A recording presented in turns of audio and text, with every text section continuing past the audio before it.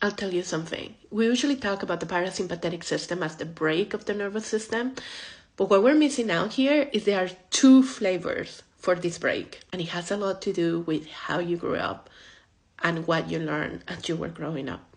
So we've heard it before. The sympathetic is like this mobilizing energy. It's almost like the accelerator. Well, the parasympathetic is almost like the brake. Parasympathetic is delivered to us by the very famous vagus nerve. Everyone talks about the vagus nerve. That's what the vagus nerve does. It is the brake of the nervous system. So when something gets too much, too fast, too soon, too often, the nervous system is either going to choose the accelerator, so you fight, or you run away, or it's going to put on the brake, so you immobilize, and that's one of the ways that you protect yourself by basically playing dead. And that's that brake that we're very familiar with. Is the one that comes through what we call dorsal vagal, which is the collapse, which is the animal that you see in the wild, that when he sees a threat, it just goes legs up and pretends it's dead.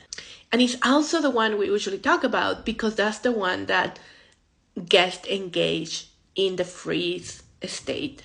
In freeze state is when the accelerator, which is your sympathetic, comes online at the same time as your brake, specifically the dorsal vagal brake.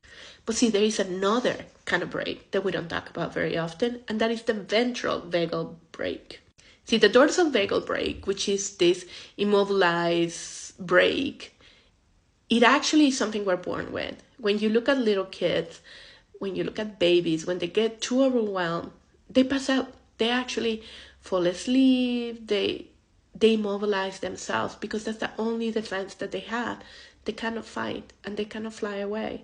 But as they grow, they learn to develop the ventral vagal brake. And this is the brake that comes from being in attunement with an adult that is there to support us, to hold us, to look after us when things get too much.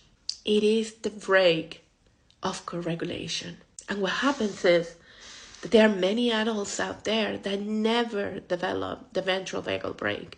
They only have the collapse brake. And you see them in everyday life. When things get too much, their first instinct is to go in, to immobilize. They might work really hard during the week, but they come home and they just pass out in the couch with no desire to engage with life because it is just so exhausting.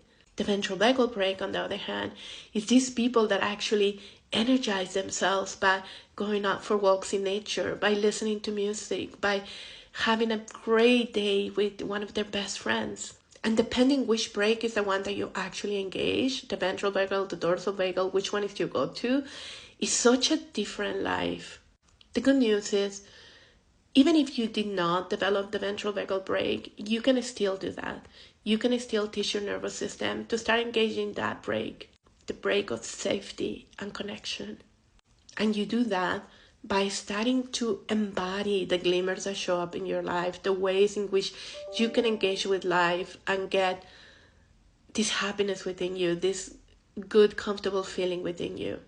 Yes, it is true that the way we grew up highly influences the way we live life, but it doesn't have to be the only way we live life.